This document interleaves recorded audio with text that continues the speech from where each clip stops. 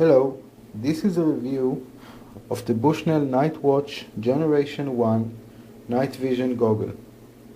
As you can see, the unit is painted in army green and has a very large eyepiece in the back and a very large objective lens in the front and an infrared illuminator. I would like to show you a few small modifications that you can make to make the unit easier to use.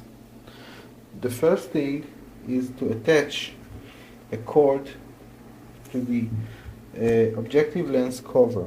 As you can see, this cover is quite large and is necessary to protect the unit from a strong light, but it is also very easy to lose.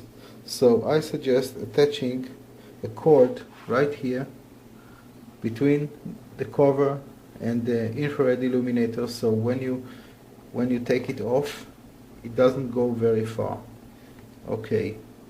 The other modification is to use rubber bands that you can slice from bicycle tires and to attach them around the gaps between the eyepiece and the unit and between the objective and the unit.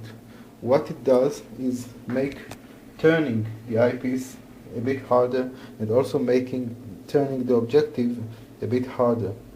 This allows you to make a very quick preset which suits your eyes, so when you turn the unit on, it is ready for use and doesn't require any focusing. Another modification is to use an additional lens with a negative value, okay, which is mounted on the infrared illuminator of the unit. Why this is necessary? The infrared illuminator paints a bright spot right in the middle of field of view, but it doesn't cover the whole field of view. So when you are moving around in a very dark environment, you don't see the whole environment lit up.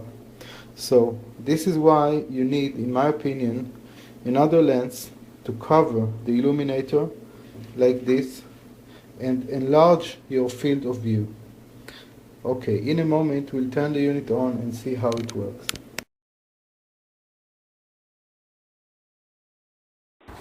Okay, this is the view outside my balcony at night. As you can see, it is quite dark without moon.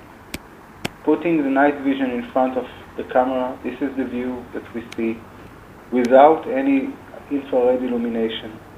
As you can see, we can see outside, it is quite clear. Bushes and trees are quite visible. Now let's look at the forest just outside my balcony.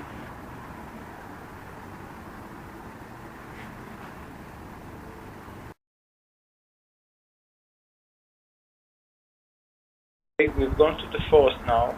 As you can see, everything is still very clear, very distinguishable.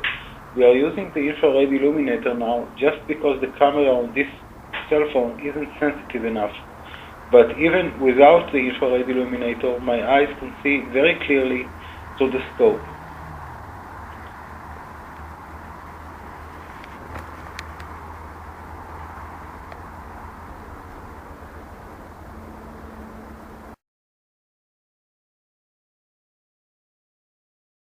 The view inside my basement, which is completely dark and approximately 20 yards long.